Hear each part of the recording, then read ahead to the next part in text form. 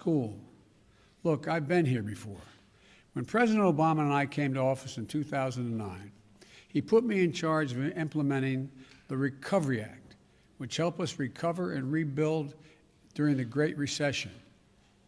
I was authorized to put together a team, including an accountability board with inspectors general from different agencies that were affected by the act, to make sure we got the roughly $800 billion out into the countryside by the book and quickly over 18 months. I talked to literally almost over 150 mayors, all governors except one, constantly going over the granular detail of the implementation of this legislation, that legislation. And the effort put us on a path from crisis to recovery to resurgence. Accordingly, to the Oversight Board of Inspectors General, they said we got it done with less than 0.2% waste or fraud. And that's not what the previous administration did, though.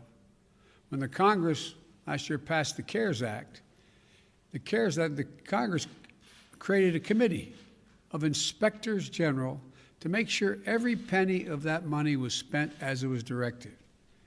But one of the first things the previous administration did was fire the head of the Inspector General's committee.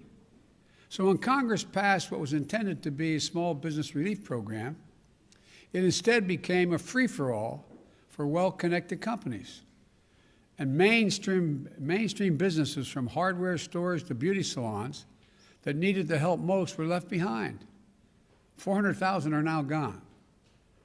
We will not let that happen this time. I learned from my experience implementing the Recovery Act just how important it is to have someone who can manage all the moving parts with efficiency, speed, and integrity, and accountability. That's the sort of management we've seen in our fight against the virus with Jeff Zients, our COVID response coordinator. And today, I'm pleased to announce and introduce another gifted manager to coordinate our implementation of the American Rescue Plan, Gene Sperling.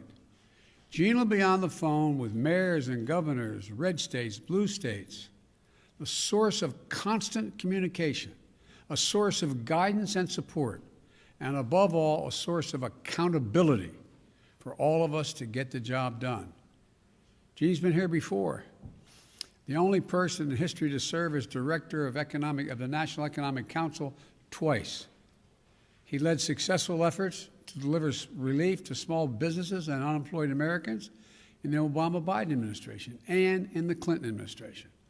I spoke with Gene earlier today alongside my economic team. He's ready to get to work.